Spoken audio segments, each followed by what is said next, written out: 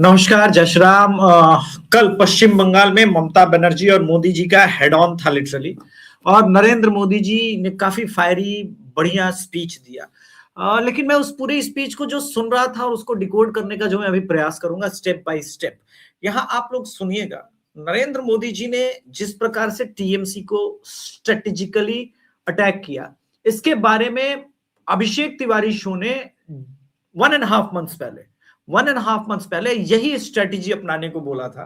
मैं ये नहीं कह रहा हूं कि हमारी टीम का फीडबैक है वहां तक पहुंचा, वो लोग बहुत पहले से ही लर्नेड है। लेकिन मैं भी ये मानता हूं कि this is a brilliant strategy कि नरेंद्र मोदी जी ने टीएमसी पर अटैक किया, बंगाल की दुर्दशा बताया, लेकिन ममता बनर्जी पर डायरेक्ट अटैक नहीं किया। और ये जो वुमेन फैक्टर रहा है लास्ट टाइम, उसको क्रम्बल कर सकता है। हम लोग उस स्पीच को थोड़ा सा एनालाइज करते हैं स्टेप बाय स्टेप, और आप भी सुनिए, हम भी सुनेंगे, और फिर आगे बढ़ते हैं। ठीक है, पहला पॉइंट, बंगाल के सामने एक बहुत बड़ी चुनौती घुसपैठ की है। आप देखिए, दुनिया के जो विकसित देश है, समृद्ध देश है, जहां पैसों की कोई कमी नहीं है, वो भी अपने यहां से घुसपैठियों को निकाल रहे हैं। पश्चिम बंगाल में भी बहुत जरूरी है कि घुसपैठियों को बाहर किया जाए।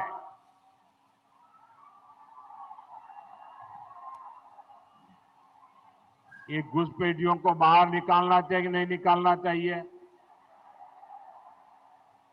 एक एक को वापस भेजना चाहिए कि नहीं भेजना चाहिए? लेकिन टीएमसी सरकार के रहते ये संभव है क्या? यहां पे इसको पॉज करते हैं। टीएमसी के सरकार के रहते घुसपैठियों को भगाना संभव नहीं है, निकाला जा रहा है। इवन उन्होंने कहा कि ब्रॉडर जो दुनिया के डेवलप देश है वो भी घुसपैठियों को निकाल रहे हैं। सो उन्होंने यहां पर अपनी थ्योरी को स्टैब्लिश किया है कि देखिए भाई, ये एक बड़ा प्रॉब्लम है, डेमोग्राफी चेंज। इनके होते हुए जो कुछ हो रहा है वो प्रॉब्लम आपका सॉल्यूशन नहीं होगा। और इनडायरेक्टली नरेंद्र मोदी जी ने आप जो बंगाल के अंदर पॉवर्टी है, गरीबी है, उसको लेकर के टीएमसी को ब्लेम किया, उसकी पॉलिटिक्स को ब्लेम किया। उसके लोगों को आगे कैसे वो बोल रहे हैं वो अलग हम सुनेंगे। लेकिन इस पूरे गेम में ममता बनर्जी का नाम यहीं तक शामिल नहीं है। आगे बढ़ते हैं थोड़ा सा, फिर उसको आगे एक्सप्लेन करेंगे। ये टीएमसी वाले करेंगे क्या? आपके हकों की रक्षा करेंगे क्या? आपकी जमीन की रक्षा करेंगे क्या? आपकी बहन बेटियों की रक्षा करेंगे क्या? ये घुसपैठियों को कभी भी निकालेंगे क्या? निकालना चाहिए कि नहीं निकालना चाहिए? कौन निकालेगा? कौन निकालेगा? कौन निकालेगा? कौन निकालेगा? कौन निकालेगा? साथियों, टीएमसी के नेता, पहले इसको समझते हैं। ये स्पीच मालदा के अंदर हो रही है, वो मालदा जहां पर हिंदू और मुस्लिम की आबादी 50-50% है, बैलेंस्ड है।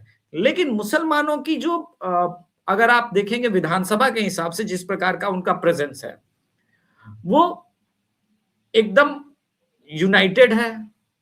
और आप देखेंगे जैसे इंग्लिश बाजार हो गया, वहां मुसलमान का वैसा ये नहीं है। वो इंग्लिश बाजार में जब आप जाएंगे आपको पता चलेगा। गए जो पश्चिम बंगाल मालदा के लोग हैं वो जानते हैं इंग्लिश बाजार कहां पर है। तो इंग्लिश बाजार में जब आप जाएंगे वहां आपको दिखेगा कि नहीं, हिंदू कंसोलिडेशन भी वैसा ही है। तो ममता बनर्जी नहीं जीतेगी।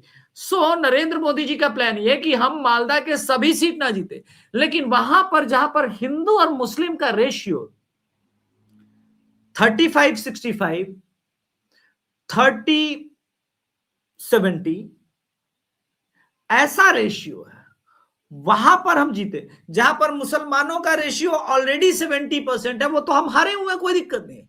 बट मेक इट पोलराइज, और पोलराइज ऐसे करो कि पश्चिम बंगाल के हिंदुओं को अपनी गरीबी, अपनी बर्बादी और ये सब कुछ के लिए जो जिम्मेदार है वो डेमोग्राफी चेंज है। और देखिए टेक्निकली नरेंद्र मोदी जी जो कह रहे हैं, जो बात बोल रहे हैं, वो 100% रियलिटी है, दुनिया के किसी भी देश की रियलिटी है।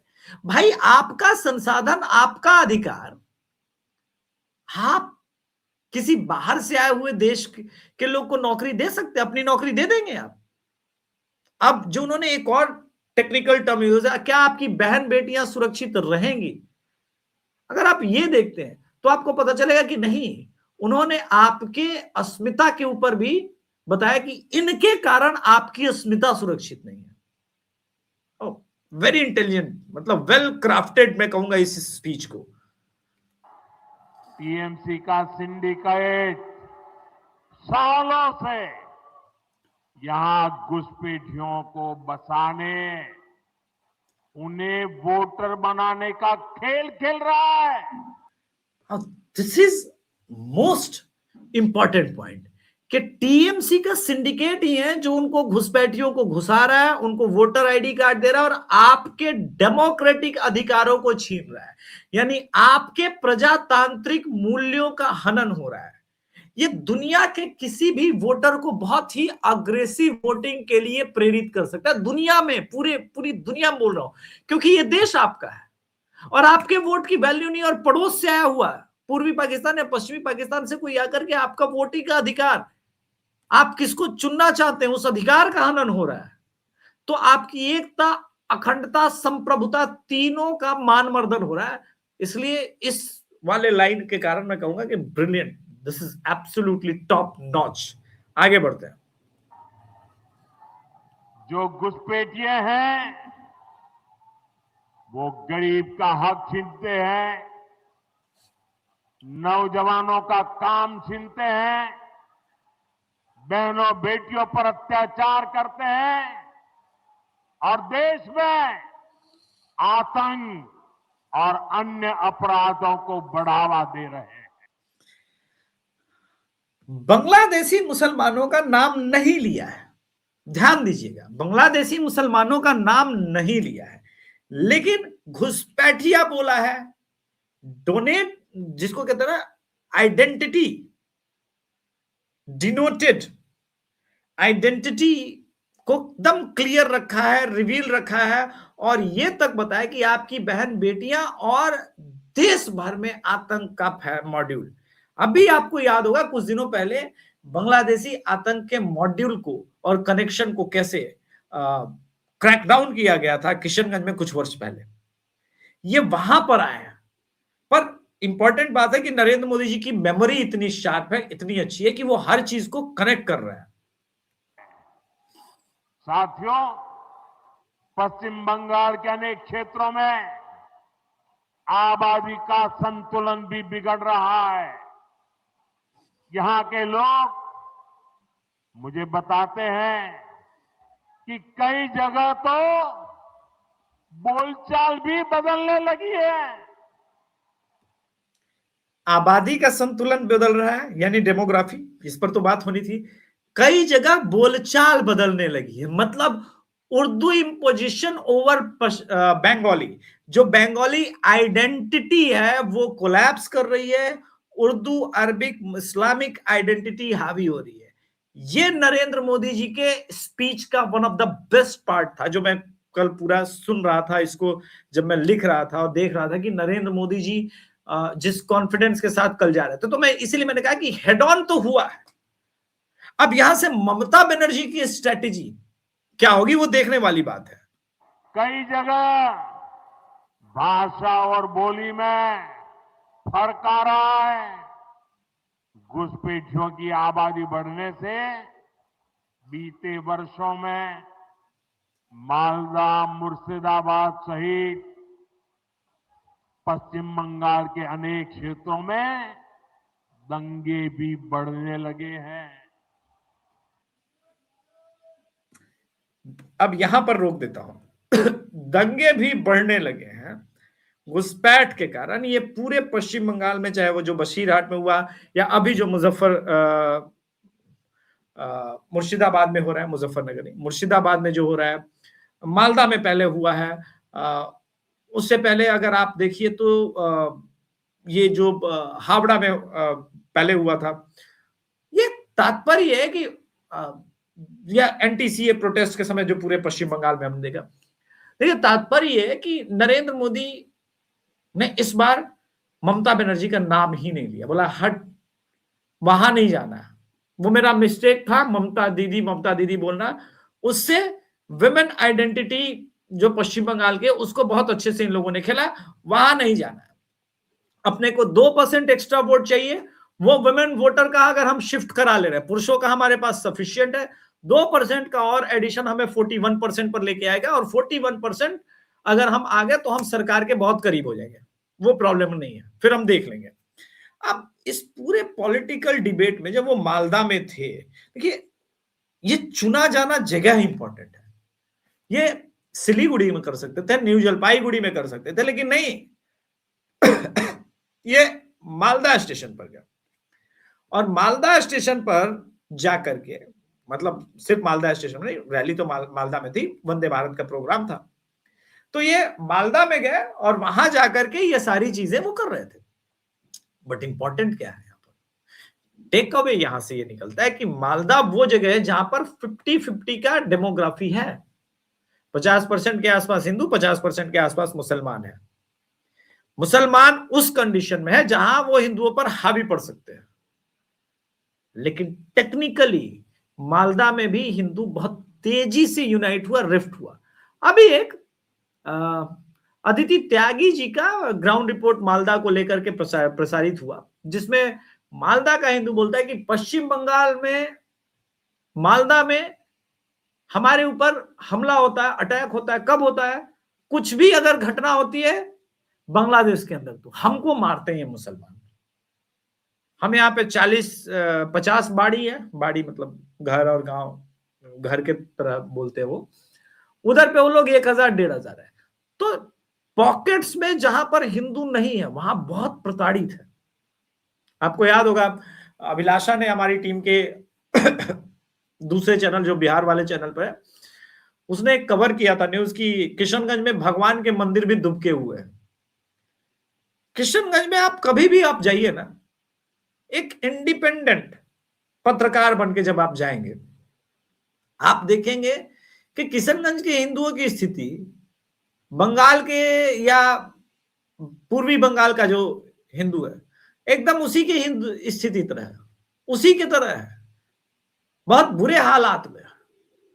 विच ब्रिंग्स अनदर पॉइंट के बंगाल इलेक्शन इस बार देश का इलेक्शन क्यों है, क्योंकि बंगाल के इलेक्शन के रिजल्ट के बाद यह पता चलेगा कि इस देश का जो सेक्युलर नेता है, क्योंकि ममता बनर्जी को अभी तक मुसलमानों ने नहीं छोड़ा, क्या इस बार जो मुस्लिम सुप्रीमेसी उनके ऊपर हावी हुई है कि अब तो वो ममता बनर्जी से भी बड़े हो रहे हैं, ये वो ममता बनर्जी को डेंट करेगा।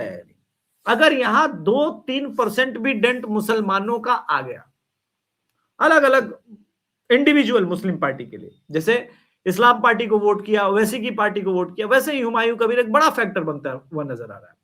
अब वो फुरफुरा शरीफ के साथ उसका अलायंस होगा नहीं होगा वो सेकेंडरी पार्ट है, लेकिन इस तरह से अगर बिखराव इंपॉर्टेंट प्लेसेस पर, मैं मालदा मुर्शिदाबाद जैसे प्लेसेस की बात कर रहा हूं, नॉर्थ 24 परगना की बात कर रहा हूं, यहां अगर सिर्फ मुस्लिम कैंडिडेट देख करके इंडिविजुअल वोटिंग हो गई अगर टीएमसी के अगेंस्ट में, देन व्हाट, इसकी संभावनाओं से इनकार नहीं किया जा सकता।